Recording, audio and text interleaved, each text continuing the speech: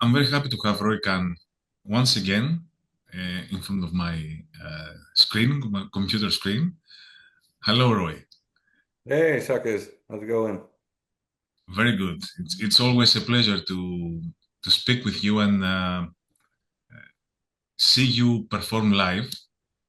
And it's a very happy coincidence that we will see you live again after a few months from our own festival, performing Black Halo and Beyond, as you say. Mm-hmm. That's Yeah, we're coming back to Athens and Thessaloniki in what was it, 17th and 19th of April? of April, yeah, 17th at the Athens show and 19th show in Thessaloniki. Hmm. Um, and let's speak about the album Black Halo, which I think was I could say the turning point in the career of Camelot. Do you believe that?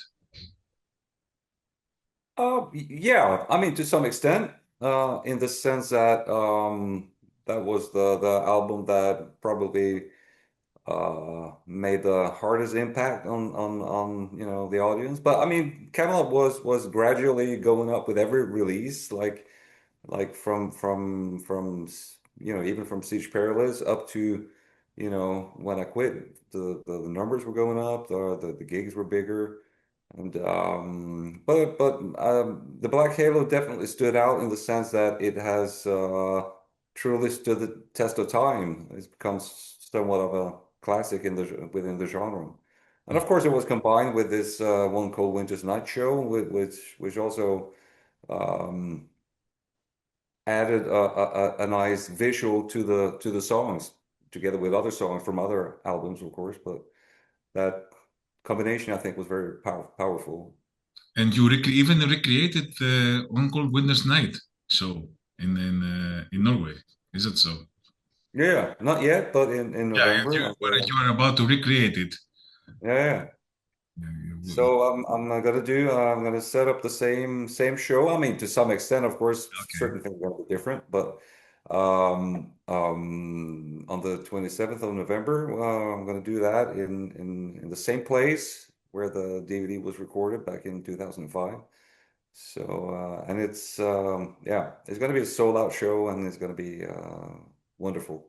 It's gonna be cool. So, how did the decision emerge to continue the narrative introduced on Epic album with the second concept album? Was a decision made beforehand that you will do two records that are gonna be concept? Yeah. Yeah, I mean that the whole idea was to have, I mean, duality has always been a element in my lyrics, and Thomas was also completely on board with the thematics. And before we did Epica, we had already decided this is going to be a two part album. I can't remember if we really went out with that because we knew that we were gonna that between Epica and the Black Halo we had a new record company, so we weren't exactly sure what the new budget was going to be. We weren't exactly sure what the ideas of the company and the thoughts of the company were going to be. So we didn't want to promise anything, but it was definitely a decision we had made for ourselves that it was going to be a two-part thing. Yeah. Yeah, and your new company, Steam Hammer, I think that gave you more budget so that you can do video clips for the first time uh, Hmm. in Camelot's history, and Yeah. everything went smoothly with that. Yeah, I mean the budget was like up to Epica. We had been working under old contracts, and things changed rapidly in that genre during this period. So the money we had for the Black Halo was gave us freedom to do exactly what we wanted, the way we wanted it, and with all the best people coming in, we took the time it had to take to make that album as good as it ended up being. Did the narrative shape the music first, or did songs sometimes emerge before their place in story was clear? Well, most of the generally we always write the music first. That goes for, conception too. We always do the music first. But in some cases, in the case of the Black Halo and Epica, we had, lyrical content first. But mainly the music always comes first. You can always adapt the lyrics somehow. But of course, if you have a certain theme that you're dealing with, for example, March of Mephisto or the Devil in the Story song could not have been a ballad, that wouldn't have made a lot of sense. It doesn't make any sense. Yeah, so I mean, whatever thematic you have in mind for a certain song obviously dictates the main characters of the song. Yeah, But and now that you mentioned March of the Mephisto, was it designed explicitly to represent the peak of Mephisto's power over Ariel, or did that interpretation develop later? Did you have in mind that we will start the album with the March of Mephisto? oh, I can't remember. Yeah, yeah, I'm thinking that that was the general idea. But this is like 20 years ago. yeah. I can't I can understand. really, Yeah. yeah. But yeah. But do you remember which song on the album required the most takes or experimentation vocally? Oh, hmm. No, not really. Hmm. Very Yeah. boring answer. Did you think of yourself as acting the role of Ariel while recording? Well, I'm always trying to, impersonate whatever character I am, doing in a song. At the same time, my style of singing, like when I sing live, I really disappear into myself, and my body Yeah. does what it does. I like to say that, my perfect definition of happiness is like when you zone in and time disappears, and you just are. And that's what it feels like most of the time when I enter a stage. I just disappear into the music, into this symbiosis between the music and me and the audience. And that's what it's all about to me. So I'd like to say that I'm more conscious about how I act on stage, but it's, all these movements and everything comes very naturally. And sometimes most of the time it works pretty well. Sometimes could be, a little bit too much or even slightly corny, but that's I don't think when I'm singing. Yeah. Whatever comes, as it comes naturally. You just go with the flow of your body. And Mhm. what did Sagrath bring to the character of Mephisto that you felt was unique? Oh, I mean, he was a very strong voice in the black metal genre. Still is, I mean, Dimmu Borgir is probably the uh, first band people think about when they talk about black metal. At least one of them, of the top ones. And he happened to live just like 10 minutes from me, and he's Norwegian, and we thought, yeah, why not give it a shot? And I got in touch with him, and the rest is history. Hmm. And I read the booklet of the promo album of Black Halo we had back then. Hmm. And you mentioned about that song. It's not only Sagrath that's playing; it's also Jens Johansson, Hmm. Stradivarius. I, Hmm. I clearly I wrote down that Jens was playing in a violinistic approach that represents the devil's instrument. Hmm. Was it Hmm. what you had in mind that the sound of the keyboards should be like violin? Not really, but of course we had Jens's style in mind and thought it would fit perfect. And you're right though, that also in Norwegian folklore, the violin is portrayed as the devil's instrument. So that was a perfect match. And I was a huge fan. I mean, actually, my whole childhood, Jan Johansson, Jens and Anders's father, he was a famous jazz musician, right? And he had a record called Jazz in Swedish. And this album was basically the soundtrack to my childhood. My mother was completely in love with this album, and I still listen to this album frequently. And it was such a trip to have Jens, his young son on the album playing on these two tracks that he did. Yeah. And how did the collaboration with Simon come about on The Haunting? Well, I mean, she was already in the loop in the sense that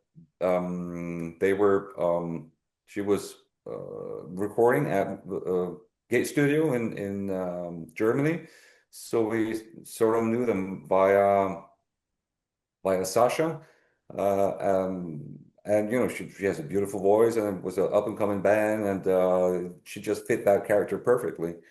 And well, we just asked her if she wanted to do it, and she Mhm. did. And how did Sasha shape the album's final sound? He, what Sasha did is always a big part of the production he does. Of course, to greater and lesser degree, but uh, I like to say that that album particularly is an album where everybody was like really I think everybody felt that this was an album that was going to be that had a lot of potential, or maybe we were just lucky, but everybody did their part of the job in such an excellent way. So it was like, the stars were perfectly aligned, at the time of the production of the Black Halo. But Sasha we always consider Sasha as a fifth member, and yeah, he also plays some guitars on the album, and the sometimes he can change a song with like transitions, or find a new part. If we really can't find the perfect part for a song, he can help out with making things work out. And really, really great producer, and not the least, a super nice person to be around. Yeah, and I was really happy that in our festival last September, uh, you had the chance to meet again, not only Hmm. with Sasha, even um the guys that did backing vocals in Black Halo were part of the Heaven's Gate reunion thing we did. And Yeah. also Adrian from Seven Spires. Uh-huh. It's the band that plays with you. And Adrian, if I'm not wrong, Adrian will sing on stage even Sagra's vocals. Is that so? Because she's doing harsh vocals. She also does the growls. Yeah, yeah, yeah. Yeah. Yeah. So it was kind of a reunion with you and the production team of Camelot. Yeah, yeah, yeah, right. That was the first time I saw Sasha, and I mean I've talked to him, but it was the first time I met him in person in real life in like 20 years. And that was at the backstage at the Rock Hard Festival. Yeah, yeah, Yeah, that was nice moment. yeah. And we have the interludes throughout the album, where they Mhm. conceived as narrative, I can say, scene changes, similar to opera. Did you think about this? It was a combination of little pieces that we had that we felt belong musically, and actually adding to the story or the atmosphere, of the songs that came on each side. And to me, those are elements that also add to the theatrical aspect of the whole thing. A fun fact that a lot of people know about is if you put in the CD and you rewind the CD. There's actually a hidden track before the CD starts on the Black Halo. Yeah. You didn't know that? I didn't know that, and I kept on listening. I have two or three versions of Black Halo, and I haven't uh, gone back the first track. It doesn't make any sense to do that. No, it doesn't make any sense. But if you do that, there's a hidden I'll track. do that on my car as soon as I leave. And, Yeah. I have already one of these CDs. Is it on the 20th anniversary one too? I guess. Yeah. I Okay. guess. Okay. What does it have? I will check it out myself. Oh, But yeah, it's another like interlude, except it's, before everything starts. But no, but you got to check it out. But it's not really a song. yeah. It's a thing that adds to the whole theatrical, aspect of Okay. the album. Okay. Okay. In one of these interludes, um, it's un assassino molto silenzioso. Hmm. Cynthia Rizzo sings in Italian. And do you believe that she gives that kind of cabaret feeling to that part? Well, sorry, can you repeat that question? That Italian singing on this intermezzo, un assassinio, singing in Italian. Do you think that Cynthia Rizzo gives a kind of a cabaret feeling to that? Yeah, well, I mean, that little piece had a cabaret feeling to it before she did it, but her singing in Italian just added to that tremendously. And she also, like, I've done the lyrics and the melody and everything, but she when everything was translated to Italian, right? That you're gonna have some issues with phrases and too many syllables here and there. She just managed to make that so nicely, and the way she did it just added a lot to the song. Judging from her surname, does she have to do with Robert Huneke from Heaven's Gate? If she was yeah, she was Robert's wife, yeah. Yeah, Is she was that Robert what you're Huneke. Okay. asking? Yeah. Because I see the Rizzo and Robert Huneke Rizzo, and everything is connected with Heaven's Gate. So I say, uh, is perhaps is he or was the wife of Robert from Heaven? Correct. Yeah. Um, which song do you think that represents the musical identity of the Black Halo best? Oh, that's very hard to tell. I mean, the like any album that we did, we do everything sincerely from, ballads to mid-tempo to really fast songs, and they're all part of the overall identity, I would say. But no, I can't really pick one song that would represent it, the way I understand your question, but Yeah, uh, this album, though, Camelot always had the classic power metal double bass songs and the ballads mhm, and stuff. But this time, the album's balances between classic Camelot tracks like Soul Society, like When the Lights Are Down, and mhm, songs like Memento Mori, which many people think that is the best song on the album now, 20 years later, mhm, or March of Mephisto, which were kind of unusual for Camelot back then, not mhm. later on. What was your purpose musically before entering the studio? Did you want to have that kind of variety in your music? Yeah, I mean, like I said, always. And of course, the way Marshall Mephisto came out. I mean, the whole you could say that Mark. I mean, a lot of these songs are important for the album, in the sense that they all fill their own little part of the story and the whole. But Marshall Mephisto was of course extremely important because essentially this story is centered around this guy trading his soul for, something, right? where the devil, or Mephisto in this case, is a very important force or factor. Um, but when you mention Memento Mori, of course you could say that Memento Mori is,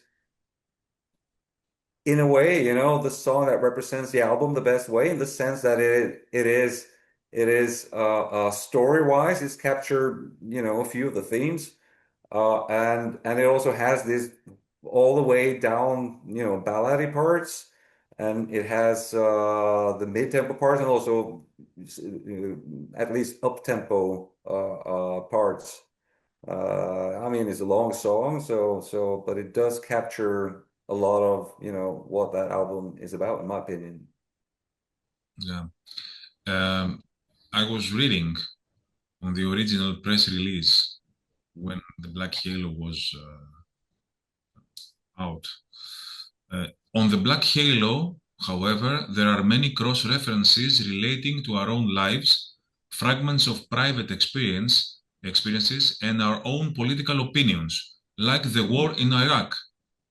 Do you feel we are living the moment once again after 20 years, having another war in Iraq right now? Because Hmm. Yeah, I mean, but I don't really like to talk politics, but definitely the times we're living in are super. It's almost like I can't believe that we're at this point, and things have happened so fast. It's like just in 5, 6 years now, there's so much stuff going on that I think a lot of people are, afraid of, Mhm. essentially. But it's like, things are closing in on our, very secure and safe lives here in our part of the world. And yeah, it's like the danger is coming closer. Yeah. Um, okay, so we will. You are already touring, and we will see you in Europe. We will see you in Athens and Thessaloniki, together with Seven Spires. Can you explain to us? I know what we're gonna see, but to the people that are going to come to the show, what will they be watching in this Black Halo and Beyond tour? Well, I mean, they're gonna see me, the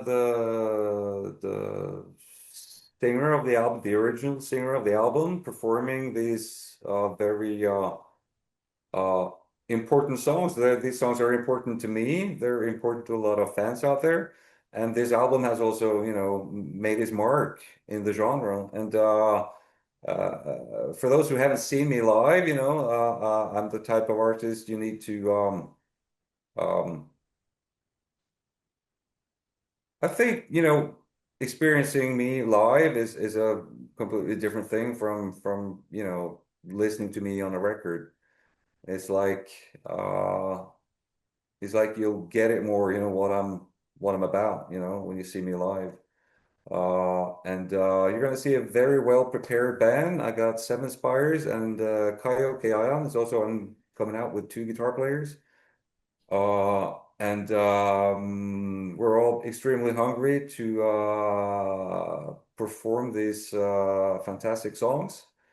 And I'm hoping to see a lot of people coming out in Athens and Thessaloniki for this. Yeah, and you will not be playing only songs from Black Halo. You will play a few other songs from the other eras of Camelot. Is that so?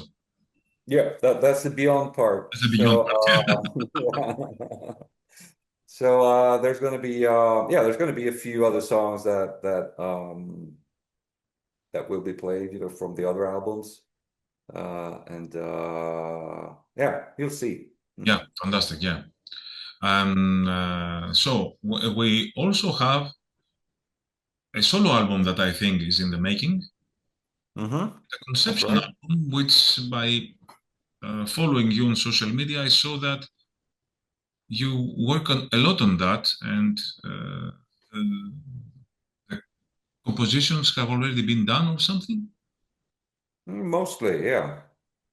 Can I you mean, the give thing us an is, update on both things?